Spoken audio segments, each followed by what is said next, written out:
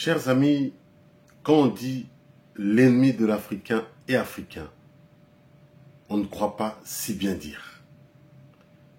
Les récents événements qui se passent en Afrique me sidèrent complètement et me laissent sans voix. Chers amis, en 2011, Muammar Kadhafi a été tué, livré par ceux que vous connaissez. La suite, c'est que la Libye est une zone de non-droit et il se passe une catastrophe absolue.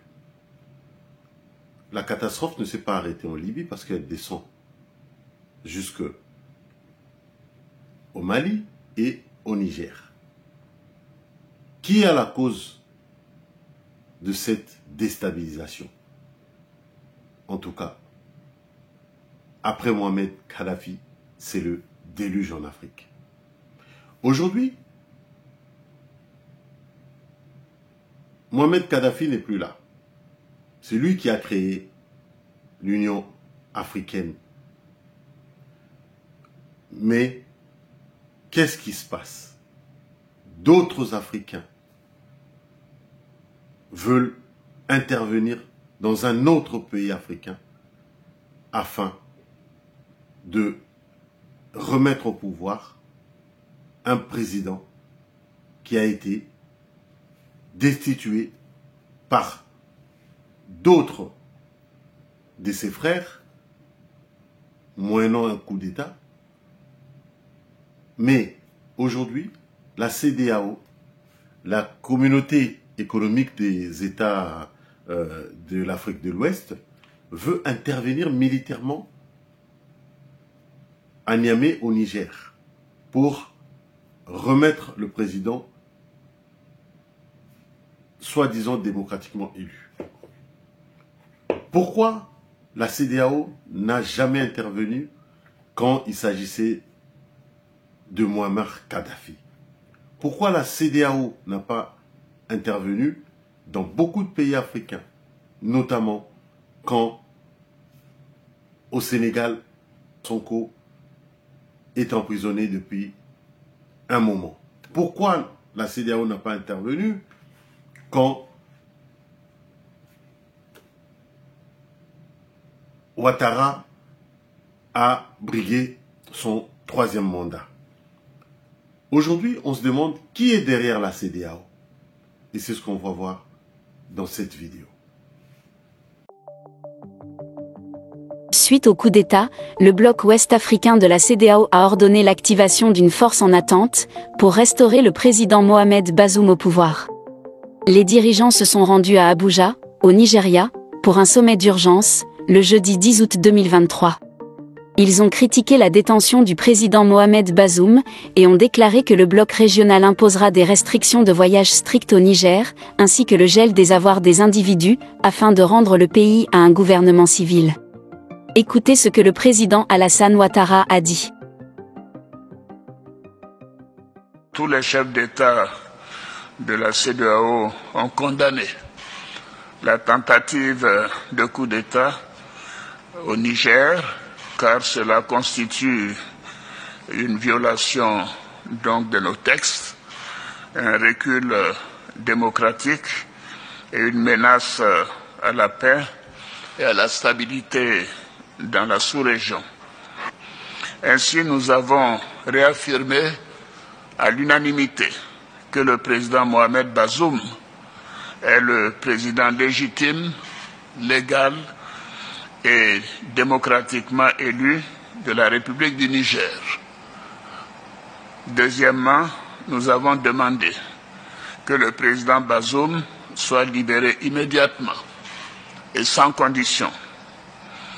Troisièmement, nous avons demandé que le président Bazoum soit réinstallé dans ses fonctions de président du Niger afin de s'occuper de la gestion de son pays comme celle-ci lui a été confiée par le peuple nigérien.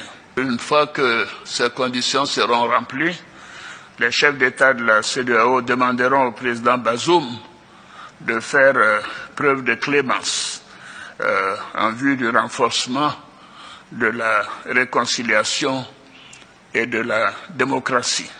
Nous avons réaffirmé aussi que les putschistes seront tenus pour responsables pour tout ce qui pourrait arriver au président Bazoum, à son épouse, aux membres de sa famille et à toutes les personnes détenues avec lui.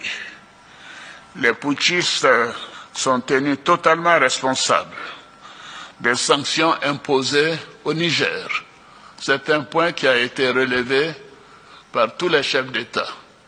S'il n'y avait pas eu de tentative de coup d'État, il n'y aurait pas eu de sanctions sur le peuple nigérien, frère. Et nous tenons à le souligner. Voilà les amis. L'Afrique aujourd'hui, les Africains, d'abord le Mali, s'est rebellé pour faire partir la France parce que depuis 2013, la France était venue pour régler les problèmes. Finir avec Boko Haram et installer la paix au Mali. Rien ne s'est passé comme tel. Et les Maliens ont repris le contrôle de leur pays. Le Burkina Faso a fait pareil en 2022. Et aujourd'hui, le Niger veut faire la même chose. Qu'est-ce qui se passe? La CEDEAO veut intervenir. Alors, qui est derrière la CEDEAO? Pourquoi la CEDEAO n'a pas agi quand il s'agissait du Mali? Pourquoi n'a pas agi quand il s'agissait du Burkina Faso? Mais maintenant, la CEDEAO veut agir, mettre les moyens qu'elle n'a pas. Parce que intervenir au Niger va demander des capitaux, va demander des fonds. Alors aujourd'hui, Alassane Ouattara, Macky Sall, le président béninois et nigérian veulent intervenir, envoyer des forces, envoyer des hommes sur le terrain pour défendre soi-disant la population nigérienne. Mais est-ce que la population nigérienne a fait une demande dans ce sens? N'est-ce pas encore une autre raison, une autre manigance de l'Union européenne, de la France-Afrique, pour pouvoir justement semer le chaos une fois de plus en Afrique, au Niger? Alors les Africains, il est temps de se réveiller.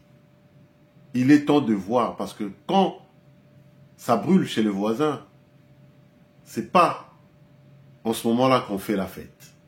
Aujourd'hui, on voit de loin ce qui se passe au Niger. Mais ça peut se passer partout en Afrique. Ça peut se passer partout chez nous. Alors, nous ne devons pas laisser ces genres de choses se produire. Ça ne doit pas se produire. Si les Nigériens décident, eux, de laisser l'armée en place pour prendre le pouvoir, ce n'est pas le rôle de la CEDEAO, qui est une organisation à la base économique. Alors, quelle est la vraie raison? La vraie raison ne serait pas que les autres dirigeants qui veulent en découdre avec les pouvoirs, les autorités, les généraux, les colonels qui ont pris, les militaires qui ont pris le pouvoir, ils n'ont pas peur que dans leur pays, on fasse la même chose. Donc, chers Africains, restez vigilants. Parce que le sursaut africain qu'on a tous applaudi, quand le peuple malien s'est levé, aujourd'hui, d'autres Africains, d'autres dirigeants africains veulent saboter. Pourquoi? Parce qu'il y a une main derrière qui les pousse à agir dans ce sens-là. L'Africain n'a plus besoin de ça. L'Africain a besoin de reprendre le contrôle de son territoire, de reprendre le contrôle de son économie. Et ce n'est pas en allant de force intervenir dans un pays africain, par les Africains, même si quelqu'un est derrière, même s'il y a une main derrière, mais ce sont les dirigeants africains qui menacent d'aller intervenir dans un pays voisin. Nous, peuple africain, nous devons dénoncer ces genres de réactions, ces genres de menaces. Ça va se faire sans nous.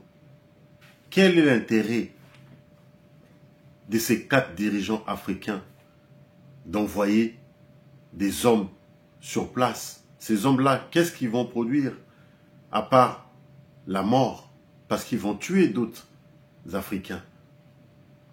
Les Nigériens, le peuple nigérien, les militaires nigériens, l'armée nigérienne n'attendra pas les bras croisés que l'armée de Ouattara ou ses autres collègues de l'Union, de la CEDEAO, Macky Sall et les autres viennent envahir Niamey. Non, ils vont riposter. Qu'est-ce qui va se passer? Il y aura des morts, comme en Ukraine. Pourquoi tout ça?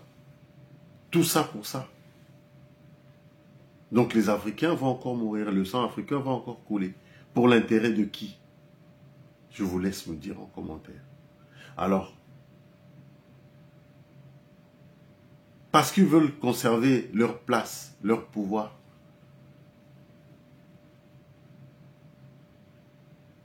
pour cela, ils doivent sacrifier la population africaine.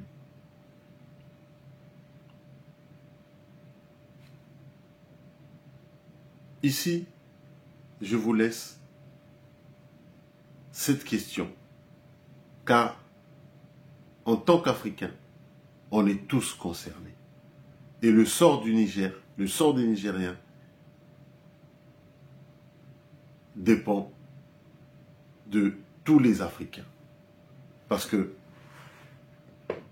ce qui se passe aujourd'hui au Niger peut se passer demain chez nous. Et on ne dira pas qu'on n'était pas au courant. À bientôt sur la chaîne Le Rêve Africain.